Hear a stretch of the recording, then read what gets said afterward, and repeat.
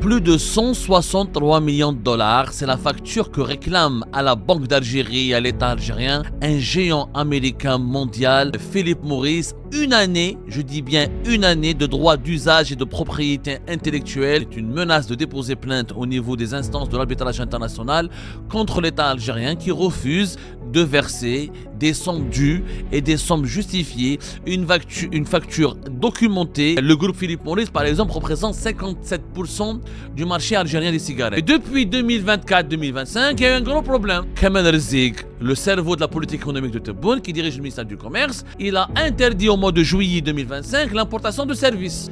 Ils veulent économiser les réserves de devises. L'Algérie manque d'argent apparemment. Ils ont dit, c'est pas la peine. On n'importe plus les services. Le dossier il est bloqué toujours et Philip Morris n'a toujours pas été payé. La situation devient dangereuse. Si Philip Morris n'est pas payé, il pourrait interdire à Lastime d'utiliser ces marques comme Marlboro, LM et les autres ne devront pas être commercialisées sous ces marques-là et elles ne pourront plus être produites. On risque d'avoir une pénurie de cigarettes et on risque d'avoir une perturbation importante du marché. C'est Philip Morris qui risque de quitter le marché algérien, qui risque de blacklister l'Algérie et de la boycotter et d'empêcher et d'interdire toute production de ces cigarettes en Algérie. Plus de 163 millions de dollars, c'est la facture que réclame à la Banque d'Algérie et à l'État algérien un géant américain mondial réputé pour être le leader dans son marché respectif. 163,3 millions de dollars, c'est ce que réclame effectivement le géant mondial Philip Morris à l'État algérien depuis plus d'une année. Cette somme colossale représente le paiement de pratiquement une année, je dis bien une année de droits d'usage et de propriété intellectuelle qui n'ont pas été versés correctement à ce groupe mondial qui domine le marché algérien des tabacs et qui domine le marché même régional des tabacs au niveau de l'Afrique du Nord et du Moyen-Orient. Dans cette émission, nous allons vous raconter l'incroyable histoire d'une plainte qui a été déposée au niveau de la Banque d'Algérie en une menace, une réclamation, c'est une menace de déposer plainte au niveau des instances de l'arbitrage international contre l'État algérien qui refuse, une année après, de verser des sommes dues et des sommes justifiées, une facture documentée, légale et appuyée par toutes les preuves, une facture de plus de 163 millions de dollars que l'Algérie ne veut toujours pas payer à un géant mondial de l'industrie des tabacs qui risque encore une fois de poursuivre l'État algérien devant les instances de l'arbitrage international, faisant ainsi courir le risque de dépouiller l'État algérien et de lui faire payer une facture encore plus salée. Comme dans les enquêtes d'Algérie partent, rappelez-vous, le 24 mars dernier, nous vous avons diffusé une émission. C'est une enquête qui a beaucoup cartonné et que vous avez été très nombreuses et nombreux à la suivre. C'est une enquête qui est intitulée Algérie, révélation sur les chiffres fous de la plus grosse machine Afrique du pays. C'est l'enquête que nous avons dédiée à la STIME, la société algéro-émirati des tabacs, qui est une véritable, comme on l'a intitulé, machine Afrique, une affaire très juteuse. Comme vous le voyez à l'écran, cette émission a été diffusée le 24 mars dernier. Elle a beaucoup cartonné. Merci beaucoup d'ailleurs de l'avoir suivi. Je rappelle que toutes nos émissions, vous pouvez maintenant les retrouver en podcast sur plusieurs plateformes comme Apple Podcasts, comme Spotify et d'autres plateformes. Nous allons partager avec vous le lien à la fin de cette émission pour celles et ceux qui veulent uniquement nous écouter et pas nous voir, même si j'espère que vous allez être encore très nombreuses et nombreux à nous voir parce que nous, on vous aime bien. D'ailleurs, c'est grâce à vous et grâce à votre aide et à votre solidarité, vous nous donnez la force de poursuivre nos investigations sur des sujets très complexes comme le sujet sur lequel nous avons travaillé, la face sombre et la face méconnue et la face cachée surtout de la STIME, la société la plus juteuse et qui brasse des milliards chaque jour et chaque année. Rappelez-vous, la STIME, en quelques chiffres, c'est tout simplement la plus belle affaire du siècle, pour ne pas dire peut-être la poule aux œufs d'or, comme on l'a raconté dans notre précédente enquête. La STIME, c'est plus de 3,2 milliards de dollars de vente de cigarettes par an en Algérie. Last Time, c'est plus de 76% de part de marché en Algérie. Last Time, c'est un chiffre d'affaires de plus de l'équivalent de plus de 1,3 milliard de dollars. Last Time, elle verse au trésor public en termes d'impôts, de recettes fiscales et de paiement de droits douaniers, de différentes et de diverses taxes, plus l'équivalent de plus de 1,7 milliard de dollars. Last Time, c'est plus de 1350 employés, dont 50% sont des universitaires. Last Time, c'est une machine sophistiquée, reconnue mondialement pour ses références, pour la qualité de la production de ses cigarettes et les Marlboro ou les différentes marques internationales qui sont fabriquées par Last Time. Je rappelle que Last Time fabrique des cigarettes de 25 marques internationales à travers des licences exclusives qui ont été accordées par la part de 3 groupes mondiaux, parmi lesquels le géant américain Philip Morris. Last Time, c'est l'histoire d'une lune de miel. C'est une lune de miel d'abord, c'est l'histoire d'une lune de miel qui a commencé entre l'Algérie et les Émirats, puisque 51% de Last Time appartient au groupe Al-Rashidin, un mastodonte émirati qui pèse plus d'une vingtaine de milliards de dollars et qui a beaucoup investi en Algérie au début des années 2000 pour pouvoir dominer le marché des tabacs, pour devenir leader dans le marché du tabac, et les investissements conséquents jumelés à un management intelligent et pragmatique, à une formation des ressources humaines, en plus l'implication du groupe américain Philip Morris, qui à partir de 2013 va devenir lui-même actionnaire du fonds d'investissement qui a été utilisé par le groupe émirati Al-Rashidin pour développer l'industrie du tabac et la commercialisation des tabacs, et ses investissements dans les tabacs à travers le Moyen-Orient et l'Afrique du Nord, a fait de Last Time un pilier solide de ce groupe et une réussite garantie aujourd'hui. Comme on l'a rappelé dans notre précédente enquête, Last Time, c'est la deuxième entreprise de fabrication des tabacs la plus rentable et la plus prospère dans toute la région de l'Afrique du Nord et du Moyen-Orient, et elle est classée parmi les 12 ou 13 entreprises et filiales les plus importantes et les plus prospères et les plus rentables du groupe émirati Al-Rashidin, qui a énormément de ramifications dans divers domaines, que ce soit l'industrie, les services ou l'immobilier, avec des partenariats avec des groupes étrangers puissants comme le groupe Philip Morris. Sauf que malgré cette réussite, malgré cette prospérité, malgré cette solidité financière et malgré le fait que Last Time appartient en partie à l'État algérien à travers le groupe Madar. Le groupe Madar, ex-SNTA, la Société nationale du tabac et allumettes, est actionnaire à hauteur de 49% de Last Time. Il faut savoir que nous avons confirmé au cours de nos investigations que chaque année, Last Time verse des dividendes importantes au groupe Madar. Le groupe Madar, propriétaire du CRB, qui a été propriétaire de l'usine de Renault, qui est impliqué dans pas mal de projets, que ce soit dans l'agroalimentaire ou dans l'immobilier, ou dans l'hôtellerie, ou même dans le transport, qui a développé récemment même des investissements dans le transport maritime. En réalité, la seule filiale, la seule entreprise qui ramène beaucoup d'argent à Madar et qui représente, selon nos investigations, de 80 à 90% de ses ressources financières et de ses gains, c'est Last Time. Last Time, chaque année, elle verse entre 13 et 14 milliards de dinars de dividendes au groupe Madar. 13 à 14 milliards de dinars, et je m'attends cela signifie à peu près dans les 100 à 110 millions de dollars. Entre 100 et 110 millions de dollars chaque année de dividendes. C'est-à-dire les bénéfices qui reviennent au groupe Madar. Sans les bénéfices ou sans les versements de ces dividendes qui représentent des bénéfices nets, le groupe Madar n'aurait même pas pu tenir et ne pourrait même pas payer ses impôts, payer ses charges, ou financer sa masse salariale, puisque toutes les autres filiales du groupe Madar, que ce soit dans les finances, dans le gardiennage, ou dans l'immobilier, ou dans l'industrie, elles sont encore défaillantes, déficientes et très peu rentables. Cette machine Afrique, ce n'est pas négatif d'utiliser ce terme, puisqu'il s'agit d'une véritable réussite économique. Quand on dit machine Afrique, ça veut dire que c'est une entreprise qui dégage beaucoup du cash flow, elle dégage beaucoup de cash parce qu'elle gagne beaucoup d'argent grâce à un partenariat exclusif avec le groupe Philip Morris, encore une fois, dont nous allons parler aujourd'hui et dont vous allez savoir qu'il est en train de menacer de poursuivre l'État algérien devant un arbitrage international pour récupérer son dû estimé, encore une fois, à plus de 163 millions de dollars. Avant de comprendre cette histoire, il faut juste remarquer que est-ce qu'il est normal, le point de départ de notre enquête a été la question suivante. Est-ce qu'il est normal dans un pays digne de ce nom, structuré, respecté et conscient des enjeux nationaux, et un pays où les dirigeants sont soucieux de la protection des intérêts suprêmes de l'État, est-ce qu'il est normal de saboter une entreprise qui marche ? dans tous les pays du monde, quand on a des entreprises qui deviennent des champions nationaux, qui ramènent beaucoup d'argent au trésor public et qui ramènent beaucoup de recettes fiscales et qui recrutent des emplois et qui arrivent même à s'imposer sur la scène internationale dans leur domaine ou dans leurs activités respectives. Normalement, ce genre d'entreprises sont respectées.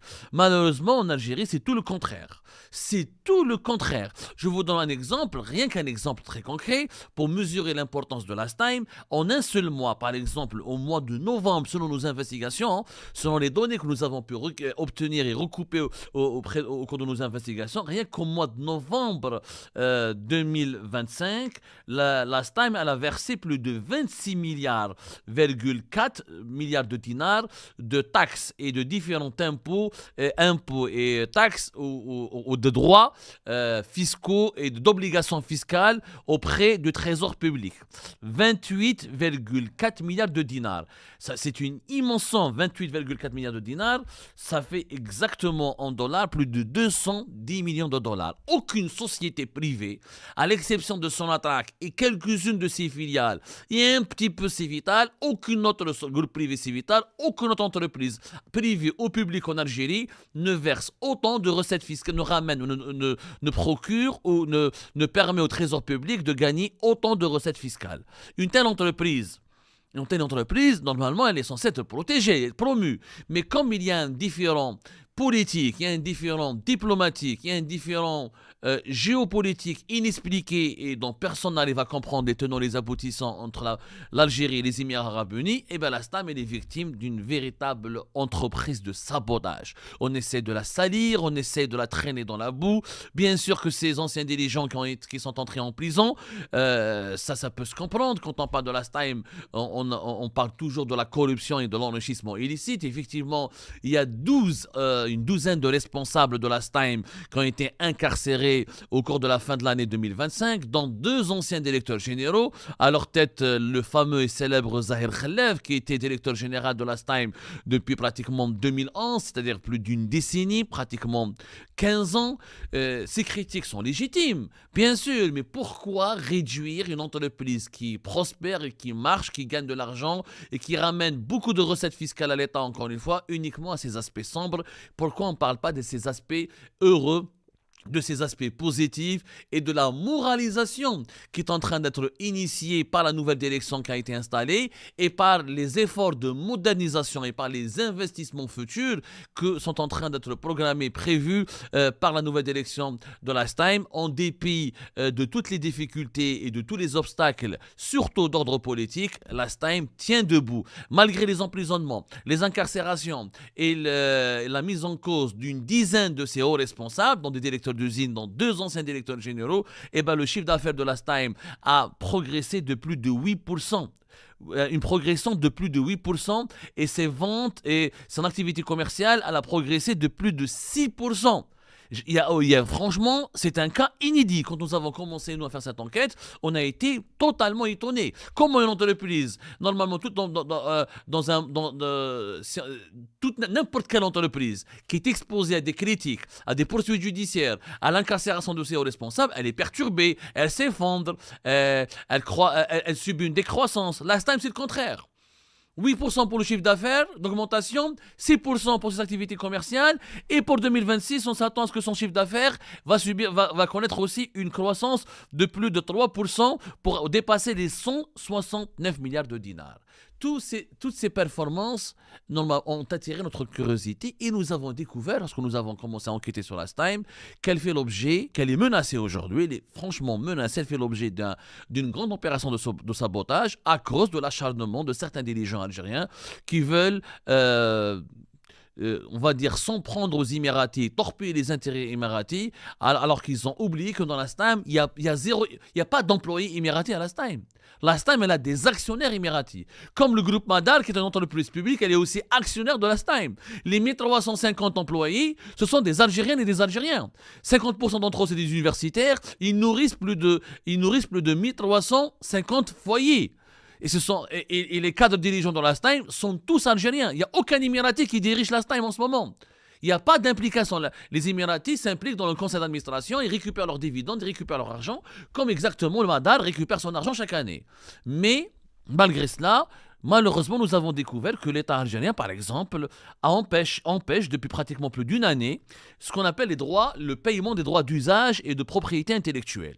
Qu'est-ce que c'est que les droits d'usage et de propriété intellectuelle? Brièvement, quand vous, quand vous utilisez une marque internationale, comme Marlboro, etc., Coca-Cola, Pepsi, Nike, Adidas, sans leur faire de la publicité, on échange en contrepartie de l'utilisation de cette marque qui a une valeur. Une marque, elle a une valeur. Il y a des produits qui marchent et qui ont une valeur marchande et qui arrivent à être commercialisés facilement parce qu'ils sont attachés à une marque très connue dans le monde. Les marques les plus connues dans le monde arrivent à se... Juste, ils ont un capital qui suscite... Ils ont leur capital, c'est d'abord leur image. C'est ce qu'ils inspirent aux consommateurs. Et nous, les consommateurs, souvent, quand on voit une certaine marque qui est solide, qui est réputée pour sa crédibilité, que ce soit dans les voitures, ou dans les vêtements, ou même dans les agroalimentaires, on achète cette marque parce qu'elle a une véritable réputation. Donc, en Algérie, la STAIM, elle doit payer chaque année ce qu'on appelle les droits d'usage et de propriété intellectuelle auprès de ces trois groupes qu'elle représente. Je rappelle que la STAIM représente trois groupes internationaux, pas uniquement Philip Morris, vous avez le groupe Japan Tobago et un troisième groupe, c'est Imperial Brands. Ces groupes-là sont beaucoup moins importants que Philip Morris, mais pour utiliser les droits d'image de leurs marques, de leurs cigarettes, des marques de leurs cigarettes, il faut payer chaque année une certaine somme qui est calculée selon une norme internationalement admise dans le domaine. Cette somme-là a atteint les 163,3 millions de dollars. Pour le groupe Philip Morris, c'est 127 millions de dollars, 127 millions de dollars et demi selon nos investigations. Pour le groupe ETG, c'est 15 millions de dollars. Et pour le groupe GTI, Japan Tobago, c'est 19 millions de dollars, 18,8, pratiquement 20 millions de dollars. Donc, ce sont des obligations auxquelles sont soumises toutes les entreprises qui utilisent les marques de cigarettes de ces groupes internationaux, notamment Philip Morris International, je répète, Imperial Tobacco Group, qui est un groupe britannique, etc., qui est le concurrent de Philip Morris, les Américains, et les Japonais de Japan Tobacco International. L'année 2025, chaque année, la STAIM a toujours payé ses droits d'usage et de propriété intellectuelle. Et elle n'est pas perdante. La facture, elle paraît, pour le simple mortel, elle peut paraître élevée. 165 millions de dollars, oui, mais attendez, mais la STAIM vend pour 3,2 milliards de dollars. Donc, c'est pas énorme. Quand tu vends pour 3,2 millions de dollars, et pourquoi tu vends? Le groupe Philip Morris, par exemple, représente 57% du marché algérien des cigarettes et 57%, entre 50 à 60% des ventes de la STAIM. Si la STAIM arrive à vendre des cigarettes, parce qu'elle utilise les marques de Marlboro, LM, etc. Pour les autres groupes, c'est les Gauloises, Winston, Camel. Ça, c'est des marques que tu utilises. Donc, tu as l'obligation chaque année de payer les droits d'usage et de propriété intellectuelle. C'est une norme internationale. C'est une réglementation internationale auquel tous les pays doivent se soumettre. Et en Algérie, nous avons confirmé au cours de nos investigations qu'elle a un privilège. Pourquoi elle a un privilège? Parce que les autres usines de fabrication des cigarettes américaines dans les autres pays, dans la région MENA, comme par exemple en Égypte et aux Émirats par exemple, ou en Jordanie, les usines de fabrication appartiennent aux groupes internationaux comme Philip Morris. Donc ils ne payent pas de droits de marque. Ils ne payent pas de droits d'auteur. Par contre, en Algérie, l'Algérie, c'est le seul marché où une entreprise comme la STAIM, elle produit elle-même des cigarettes pour les titulaires de marque. C'est-à-dire c'est la STAIM avec un savoir-faire algérien, avec une main-d'œuvre algérienne, avec des travailleurs algériens, au niveau d'une usine qui est installée en Algérie, qui fabrique des grandes marques de cigarettes américaines comme Marlboro par exemple, qui est le paquet de cigarettes le plus vendu de la planète. Et donc c'est du savoir-faire algérien. Dans les autres pays de la région, ça ne se passe pas comme ça.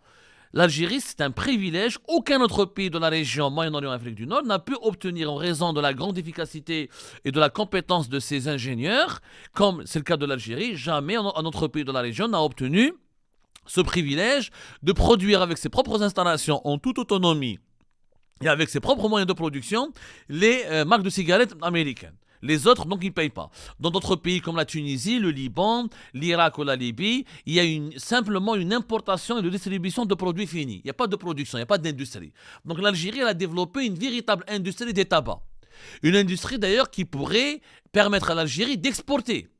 Sauf que l'État algérien, il interdit à Last-Time d'exporter, alors qu'il y a des possibilités, et nous sommes en train de poursuivre notre enquête. Vous allez voir dans les prochains épisodes, on vous expliquera comment l'Algérie aurait pu gagner plusieurs centaines de millions de dollars si on avait autorisé Last-Time à exporter vers l'étranger.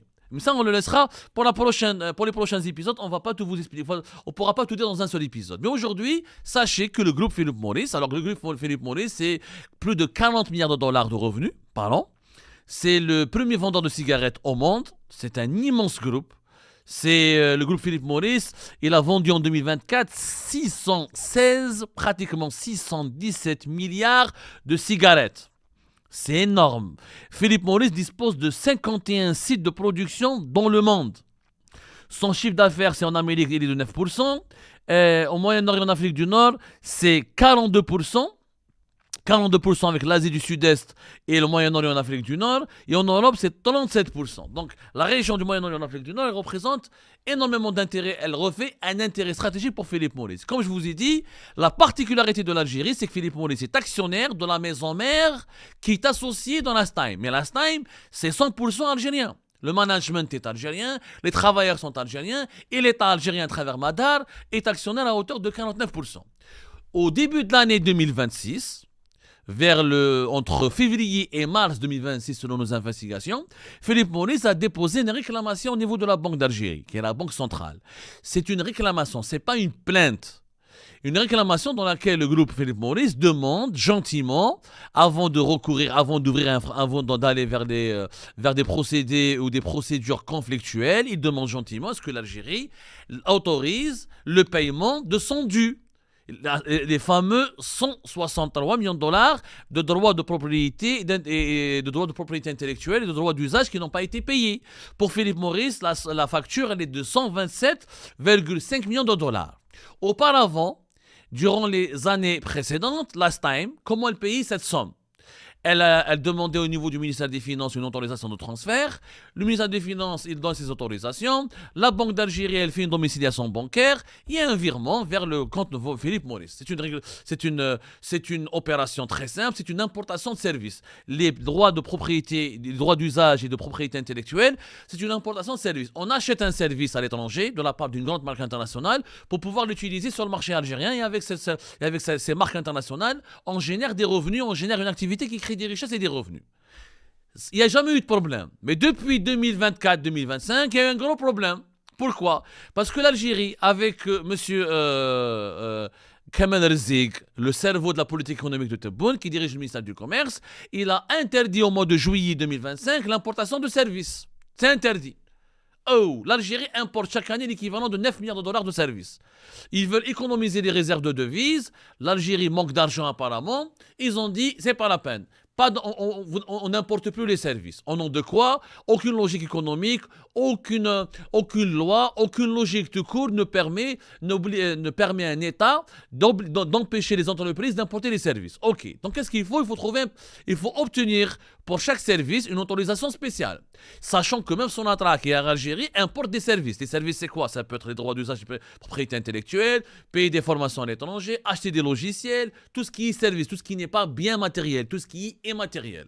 Les hôtels, Sheraton, tout ça, il faut les payer. Le Hilton, le Sheraton, tu payes des droits. Tu ne peux pas utiliser la marque de Sheraton sans le payer. Ou la marque du Hilton sans le payer.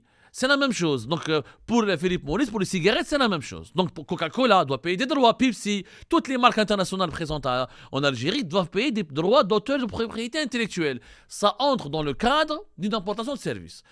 Kamel Rizig a refusé d'accorder l'autorisation à Last-Time pour payer cette somme-là qui s'est accumulée malheureusement et qui maintenant dépasse les 163 millions de dollars pour les trois grands groupes dont je vous ai parlé, Philip Morris, Japan Tobago et TG.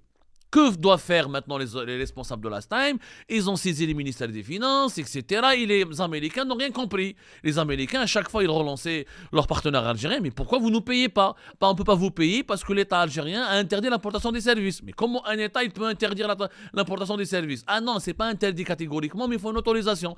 Demandez cette autorisation. Alors, au niveau du ministère des Finances, on leur dit, écoutez, allez-y voir avec la Banque d'Algérie. Ils sont partis voir la Banque d'Algérie. Il y a eu même une réunion au niveau de la direction d'échange de la Banque d'Algérie, selon nos investigations, où une responsable, d'ailleurs une responsable à laquelle on s'intéresse depuis plusieurs mois, parce qu'on est en train d'enquêter sur elle, certaine Madame Fatma Zohra Hamadi Loulou, elle a même expliqué, elle leur a dit, c'est votre faute. Elle a même, quand elle a vu, c'est parce que c'est Fatma Zohra Hamadi Loulou qui est en sa qualité de la directrice d'échange au niveau de la Banque d'Algérie. C'est elle qui a été désignée pour traiter le dossier de la réclamation de Philippe Maurice, qui est une réclamation très sérieuse. Parce que Philippe Maurice, encore une fois, c'est un géant mondial. Philippe Maurice, le PDG, il connaît Donald Trump en personne. Il faut savoir que Philippe Maurice, aux États-Unis d'Amérique, c'est vraiment un lobby puissant. Ils accèdent à la Maison Blanche, ils sont invités lors des cérémonies présidentielles, lors des cérémonies officielles. Si l'Algérie ne les paye pas, Philippe Maurice pourrait s'énerver, il pourrait demander l'intervention des autorités américaines, il peut faire une procédure d'arbitrage international, il peut saisir à l'État algérien des biens à l'étranger. Donc c'est vraiment du sérieux. C'est pas de la rigolade. Donc au niveau de la Banque d'Algérie, quand ils ont vu la réclamation la réclamation des protestations de Philippe Maurice, ils ont eu peur. Ils convoquent des responsables de Last Time, ils essaient de faire une enquête, ils essaient de faire croire que le problème, que la faute, c'est à la direction générale de Last Time. Sauf que la direction générale de Last Time, c'est pas elle qui refuse de payer, c'est Kamer Rezik. Et quand on est parti au ministère du Commerce pour demander des explications, une source nous a dit, le Kamer Rezik, il a refusé de payer parce qu'il est en train de vérifier est-ce que ses droits d'usage sont conformes à la loi, est-ce que c'est pas une arnaque, est-ce que c'est pas une usurpation, est-ce que c'est pas une imposture. Qui fait un géant mondial, Philippe Maurice, qui pèse plus de 40 milliards de dollars et va s'amuser à faire des impostures, à tromper ou... C'est-à-dire, soyons sérieux. C'est-à-dire que Philippe Maurice, c'est comme si on va dire Coca-Cola ou la Microsoft ou Apple vont s'amuser à arnaquer ou à trafiquer pour arnaquer l'État algérien. Ça n'a pas de sens. Donc on a à la fin, le dossier il est bloqué toujours et Philippe Maurice n'a toujours pas été payé. La situation devient dangereuse puisque si Philippe Maurice n'est pas payé, il pourrait interdire à Last Time d'utiliser ses marques comme Marlboro, LM et les autres. Et du coup, ces cigarettes qui sont fabriquées en Algérie ne devront pas être commercialisées sous ces marques-là et elles ne pourront plus être produites. On va se retrouver avec des pénuries de cigarettes sur le marché algérien, qui est l'un des 3 plus importants marchés de la région du Moyen-Orient, de l'Afrique du Nord, et l'un des 5 plus importants marchés du continent africain. Donc on risque d'avoir, dans quelques semaines, si cette facture n'est pas payée, on risque d'avoir une pénurie de cigarettes. Et on risque d'avoir une perturbation importante du marché. Alors que Last Time, elle paye ses impôts, elle paye ses obligations. En un seul mois, elle a payé plus de 200 millions, l'équivalent de 200 millions de dollars d'impôts, etc., d'impôts et de taxes et de droits douaniers, etc., et tout ce qui est obligations fiscales. En un seul mois, plus de 200 millions de dollars, et elle verse, comme je l'ai dit, l'équivalent de plus de 100 millions de dollars de dividendes par an au groupe Madar. Donc, elle ramène des bénéfices à l'État algérien. Elle ramène de l'argent à l'État algérien. Elle ramène, que ce soit des recettes fiscales ou des dividendes, l'État algérien est totalement gagnant. Mais malgré cela, on la sabote. On sabote, pourquoi? Parce qu'on veut toucher à des Émiratis, on veut emmerder les Émiratis, alors que les Émiratis, ils pèsent plus, ils ont plusieurs, c'est un pays extrêmement riche, ultra riche, ils ont de l'argent, ils ont des montagnes d'argent, ils dorment sur des montagnes d'argent. Mais ce n'est pas les Émiratis qu'on est en train de menacer, ce sont les travailleurs algériens qui risquent de perdre leur travail si Last Time ne paye pas ne s'acquitte pas de ses obligations auprès de Philippe Maurice. C'est Philippe Maurice qui risque de quitter le marché algérien, qui risque de blacklister l'Algérie et de la boycotter et d'empêcher et d'interdire toute production de ces cigarettes en Algérie. C'est l'État algérien qui est perdant parce que si Last Time s'effondre, c'est le trésor public, c'est l'équivalent de 1,7 milliard de dollars de recettes fiscales que l'État algérien va perdre.